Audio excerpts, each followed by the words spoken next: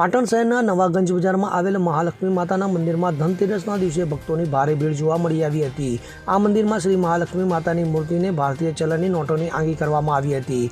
તો મંદિરના પૂજારી મહેન્દ્રભાઈએ જણાવ્યું હતું કે આ મંદિર 40 વર્ષ જૂનું મંદિર છે। આ મંદિરમાં અહીંના ગંજ બજારના વેપારીઓ ધનતેરસ અને દિવાળીના દિવસે ચોપડા પૂજન કર્યા પછી માતાજીના આશીર્વાદ લેવા આવે છે। તો વેપારીઓ તથા આજુબાજુના વિસ્તારના લોકો માતાજીના દર્શન માટે ખૂબ મોટી સંખ્યામાં ઉમટી પડે છે।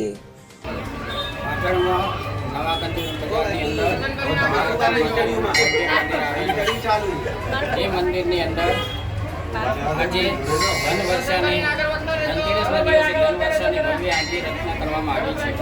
જે આંગી 1 રૂપિયાથી માંડીને 500 રૂપિયા સુધીની ચલણી નોટોનો માતાજીને શણગાર કરી અને દર્શનાર્થીઓ માટે ખુલ્લું મૂકવામાં આવે છે। આ મંદિર 40-45 વર્ષનું જૂનું છે અને હું 25 વર્ષથી આ પૂજા મંદિરમાં પૂજા કરી માતાજીની સેવા કરી દર્શનાર્થીને સર્વદર્શન માતાજી કૃપા થાય એવી મારી અપેક્ષા। મહેન્દ્રભાઈ રાવલ, આશીષ શાહ સાથે CN24 ન્યૂઝ, પાટણ।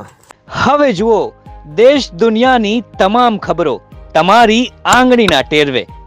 ઉઠાવો મોબાઈલ અને Google Play Store પરથી ડાઉનલોડ કરો અમારી CN24 ન્યૂઝ મોબાઈલ એપ।